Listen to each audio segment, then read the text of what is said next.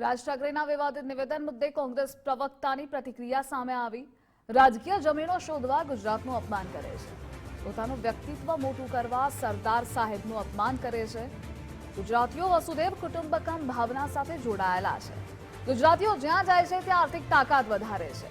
સરદાર વલ્લભભાઈ પટેલ સમગ્ર દેશને એક કરવાનું કામ કર્યું। સત્તામાં બેસેલા લોકો મત માંગતી વખતે સરદારનું નામ ખૂબ જ લેતા, પરંતુ સરદારનું અપમાન થતું હોય ત્યારે સત્તામાં બેસેલા લોકો મૌન છે। સત્તામાં બેસેલા લોકો અને મનસેના લોકોમાં કોઈ ફરક જ નથી। ગુજરાતીઓની વાત કરનારા લોકોએ સમજવું જોઈએ કે ગુજરાતી તો જ્યાં જાય ત્યાં વસુધમ કુટુંબકમની ભાવના સાથે જીવનારું છે। જે પ્રાંતમાં જાય એની આર્થિક તાકાત વધારે, વિશ્વમાં કોઈ પણ ખૂણે જાય તે દેશની વિકાસમાં એમનો ફાળો આપે। ત્યારે માત્ર ને માત્ર ગુજરાતી પ્રત્યે વૈમનસ્ય રાખવું એ કોઈ પણ સંજોગોમાં વ્યાજબી નથી।